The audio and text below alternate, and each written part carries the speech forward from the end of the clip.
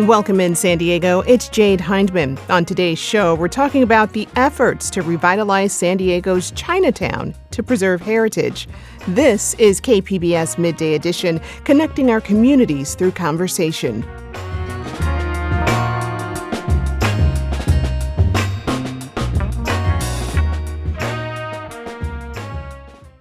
Our celebration and exploration of AAPI Heritage Month takes us to San Diego's Chinese community, which has a long history tracing back to the 1850s. In fact, San Diego once had a bustling Chinatown. That area is now the Asian Pacific Thematic Historic District in downtown. But my next guest is working to bring greater awareness to the history of the Chinatown that once existed there. Jacinta Wong is the former executive director of the San Diego Chinese Historical Museum. Jacinta, it's great to have you back on the show. Thanks for having me. So before we talk about the district, let's talk about the initial waves of Chinese migration into San Diego. What drove that? I don't know how many people are familiar, but, there are records of Chinese being here in the North Americas as early as the 1500s, actually. And there were initial waves of Chinese that came due to circumstances, whether it be famine, war, strife, from southern China as early as the mid-1800s. Then in 1848, obviously, most people are familiar with the gold rush. And, in 1849, there were about 300 Chinese that came to the States or to North America. And by 1852, there were over 20,000 that had arrived to these shores. And so they came looking for a better life, looking for opportunities. And then in 1865, the Transcontinental Railroad work began, and they often found work there. And so that's kind of how the Chinese started coming to the California areas, right? They landed in what areas like San Francisco. And so they were here. And as time passed, whether they failed out of the gold rush due to, racism or just lack of gold, or the Transcontinental Railroad was completed, they started moving south. So what they realized is that the redwood trees of California made for wonderful junks, which were the boats that they were used to using when they were in China. In southern China, many of them were fishermen or farmers, right? And what they realized that the coast of California was teeming with, fish and abalone, which was a huge delicacy in Chinese cuisine. And so they came down here in search of that, and they were good at it. And so they made their life fishing for these, this delicacy and being able to transport it and send it back to China. So they were able to do that. What does abalone taste like? What kind of fish is that? It's a shellfish. Oh. So like it's like conch or, okay. Yeah. And I've heard tales from people who've grown up here in San Diego that up until like the 1960s, you could just go to the beach and literally just pick up an abalone to eat. Like, It's crazy. But yeah, so they came here, and at that time when they started doing the California Southern Railroad project, and so they did bring a lot of Chinese down due to their work with the Transcontinental Railroad, and they hired them here also as well for their expertise in railroad building. So there were a number of factors that brought the Chinese down to San Diego, and if you can imagine, mid-1800s there were, I don't know, maybe 3,000 people living in San Diego at the time. Several hundred of them were Chinese, brought down by the company. And they were just looking for a way to sustain themselves and make a life here in this country. Wow. So then how did downtown San Diego, or what we know as downtown San Diego now, become this community hub for Chinese immigrants? Well, I think that, we think of it as being able to have all of the Chinese in one place, right? And part of that was racism. They didn't want the Chinese living in different areas. So there weren't a lot of people who wanted to live in that area. It was kind of the area known as the Stingery District back in the day. So the red light district. So brothels and drugs and prostitution and all that kind of good stuff. And so they forced them to live in this area. However, what they didn't realize is they then fostered a sense of community, right? Where you found people who spoke the same language, who followed the same traditions, who held the same beliefs, all living together and found a way to support one another. They were blocks off of the harbor at that time. So Third Avenue was where the harbor was, and you had no convention center back then. So where the convention center sat was really a fishing village. And so the Chinese were able to do their fishing. They were able to live in that area. It wasn't the best area, but they were together.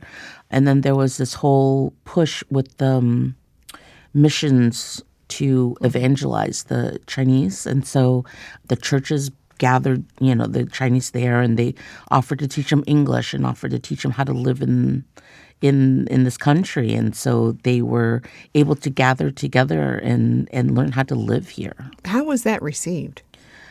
I think for the most part by the Chinese, it was helpful. You're talking about only males being allowed into this country, right? So a bunch of, Chinese men, they have no family, they have no support.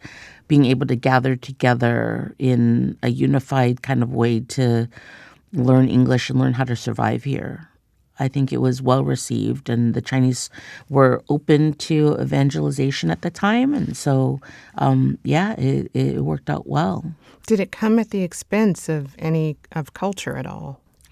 I don't think they were religion. thinking of that, to be perfectly honest. I think they were just looking for survival at that point, and trying to figure out how to survive and how to send money back home or bring over their family for more opportunities. Like I said, there was war, there was famine in China, so they were just looking for chances. Yeah. Well, we actually have a clip from Amy Lee. She's a docent at the San Diego Chinese Historical Museum. And in fact, she actually grew up in San Diego's Chinatown during the 40s and 50s, where there were markets and restaurants and Chinese language schools. Take a listen. When I went into Chinatown, I became somebody completely different than, say, I was at school. And it was interesting because I'd go to my regular American school, and twice a week I'd get on a bus and go down to this school. And so it was completely different atmosphere. And personally, I think it kind of made me sort of proud because I had this different culture that some of the other people didn't have. Wow. It was such a hub for culture and an area that was bustling. But Jacinta, San Diego's Chinatown, it sort of dissolved over the next few decades. Why did that happen? So part of it was Chinese were not allowed to become citizens, right? Then you had some immigration, like the Exclusion Act that passed, which severely limited and curtailed the arrival of new Chinese immigrants. And then you had the inability of folks to be able to survive, right? And so there were a couple of different factors. There were things such as the Scots Act, right? So the Chinese fishing industry was thriving, and others weren't as happy to see the Chinese thrive like that. And so the Scots Act basically said if you go more than 3 nautical miles offshore, you can't come home. So, that killed the Chinese fishing industry, right? And so the Chinese were trying to look for other ways to survive. They often became houseboys, which is often portrayed in the movies, cooks, They were very influential not influential, but they were very involved in the building of the Hotel del Coronado. They were really good with the land, so they were involved in the Sweetwater Dam building, the irrigation system that San Diego has. So they found work outside of the area. And so the Chinese dispersed. Once the Chinese Exclusion Act was lifted, they looked for opportunities. And so they did disperse to other parts of San Diego. And, because they weren't able to own land there, they were able to spread out. And in telling this history, you're referring to just the men. And earlier you mentioned that. Tell me about the women and why they weren't ashore as well. Women were not really allowed to migrate to the United States. There was a lot of complaints, unfairly so, I think. But, oftentimes the females that were brought here were enslaved. And so they worked as prostitutes, right? They were seen as the evil, doe-eyed kind of temptress. And so they were often unwelcomed. It was very, very difficult for any man to get his wife in. It would cost him a lot of money. They would be, stuck in Angel Island for months, right, answering questions, proving that they were actually married. It was just very, very difficult to get women into the United States until closer to the mid-1900s. Mm-hmm. That's a big stigma. Yes. In your experience, how can having, a central community hub like Chinatown help shape one's understanding of identity and history? I think that having a centralized Chinatown has often been seen as a way for the Chinese to be able to celebrate and incorporate their cultures and share it with folks who are of like mind. And so, as we talked about in January, having our Chinese New Year festival, right, is one way for the community to come together to celebrate a shared narrative. But, unfortunately, San Diego doesn't have that. We are very lucky that, things have changed to the point where we do have things at least like the Convoy District, right, where we have the Asian Business District. While it's not a centralized Chinatown, we want to talk about how Chinatown moved from the Asian Pacific Thematic Historic District to the Convoy area, beginning with, merchandisers. There was a Chinese store by the name of Wujichan Gimwing, and they moved to the Convoy area as some of the first businesses there. And so they helped drive some of that traffic to the Convoy area and help establish it. But yeah, San Diego doesn't have the Chinatown. I'm from Chicago. We have a huge Chinatown. San Francisco does too. But I think it's just different waves of populations and the timing of how the Chinese arrived to those areas that really shape those narratives. Well, and City Council actually approved a master plan for the creation of the Asian Pacific Thematic Historic District, and that was back in 1987. How did that get started? There were a lot of Asian communities members who came together in a unified thought to try to save this narrative, right, to save the Asian Pacific Thematic Historic District's narrative, because it wasn't just a Chinatown. Although 3rd Avenue was kind of the unofficial Chinatown, there were, the Filipinos and the Japanese and even African Americans who all were forced to live in those areas back in those days, and they were able to interact and live together in peace and harmony. And so there were all these organizations there. I think, I'm very familiar with the narrative of Councilmember Tom Hom, who was, very influential in back then in helping develop these narratives. But there were also, members from the Japanese community, the Filipino community. Bennett Pedji, who helped build the Convoy sign, helped do the design for that master plan as well.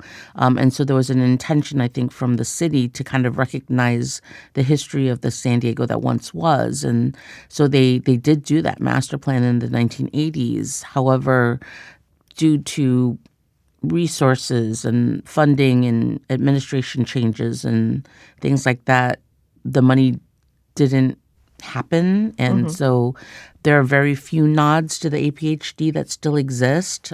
We have the street lamps, for example, on 3rd Avenue that are Asian-style street lamps that are supposed to designate that area, which have slowly been eroding, which is one of the projects that I'm really passionate about, making sure it doesn't happen, that they don't disappear. You've got the sidewalks that have the multicolored tiles. We just recently installed a new mural on the intersection of 3rd Avenue and J Street, which is absolutely beautiful. That was done in cooperation with some local Asian artists and Downtown San Diego Partnership and CCBA and the museum all got involved in trying to make sure that this was able to be done so that we can recognize the area, because the nods to the district are so subtle that most people don't even recognize it. Well, and that's what I was going to ask. I mean, a lot of work goes into preserving the culture into that area. So, I mean, do you feel like the district is losing its cultural identity at all? Yeah, I definitely think. I think there are so many native San Diegans who don't even realize that we've had a Chinatown here ever, unless they interacted with that area before the 1970s. They probably don't even know exists. Well, here's Amy Lee again on preserving this history of San Diego's Chinatown as a docent and participating in the museum's Oral Histories project in 2019.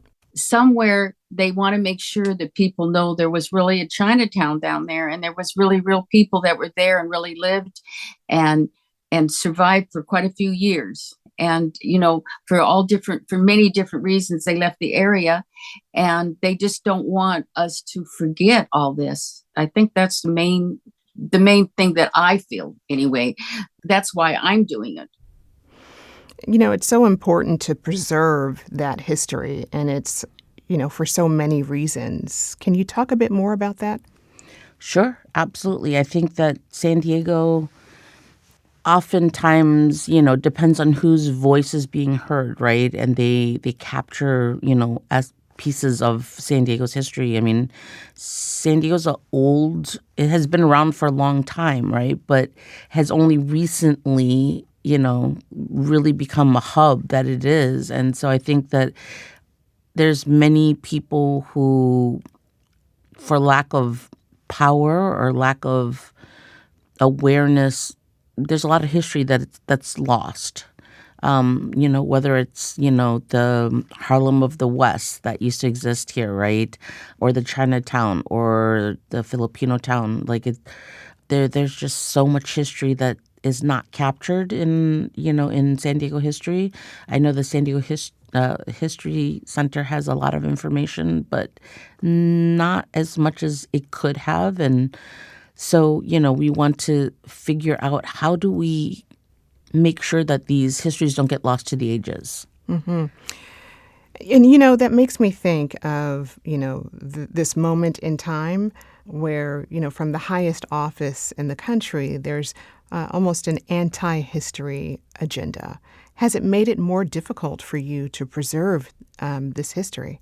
I think obviously funding has a lot to do with it. We are very, very grateful that there are, nonprofits out here like San Diego Foundation and, the Prebys Foundation out here who are here to help us with those kinds of things. But we really, really want to make sure that the people who were involved in these things earlier on are starting to age out, right?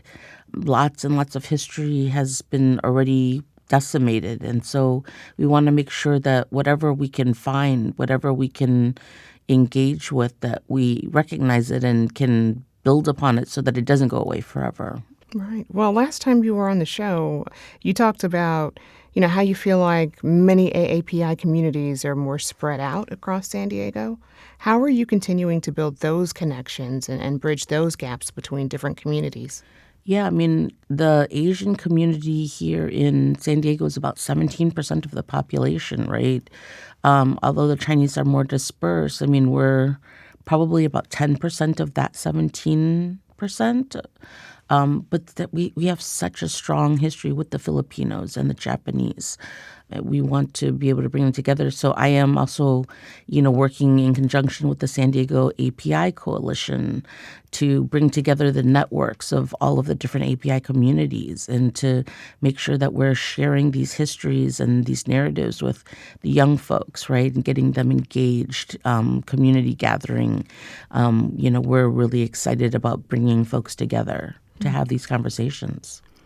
Is there anything else that you've learned about local Chinese American history and community that surprised you, or maybe something that's really resonated with you?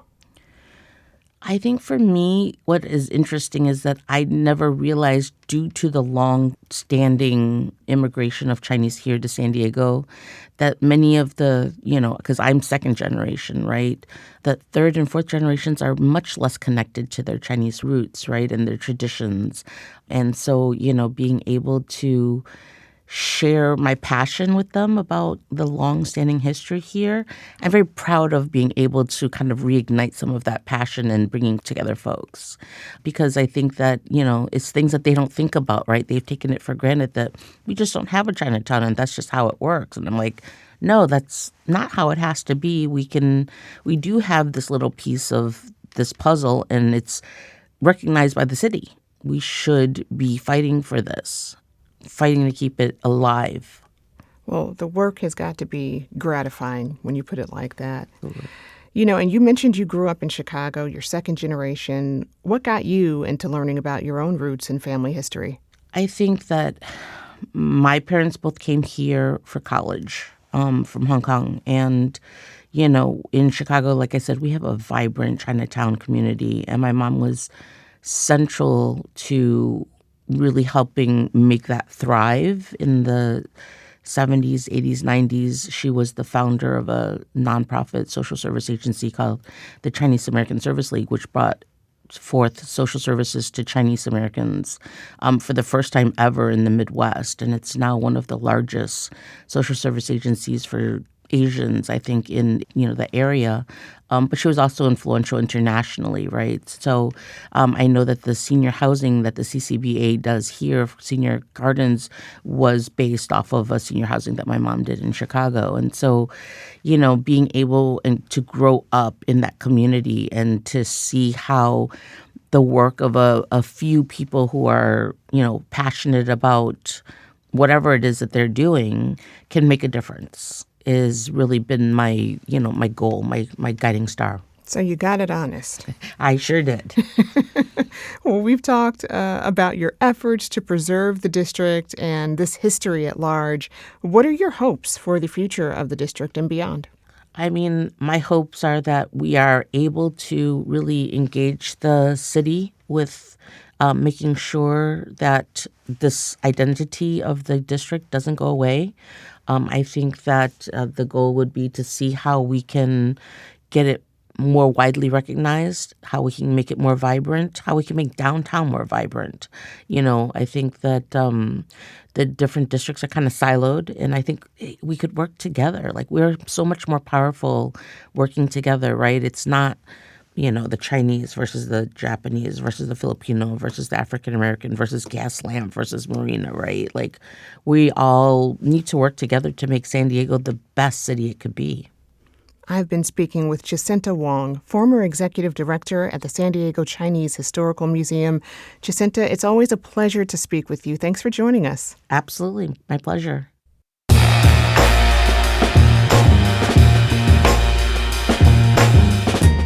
That's our show for today. I'm your host, Jade Hindman. Thanks for tuning in to Midday Edition. Be sure to have a great day on purpose, everyone.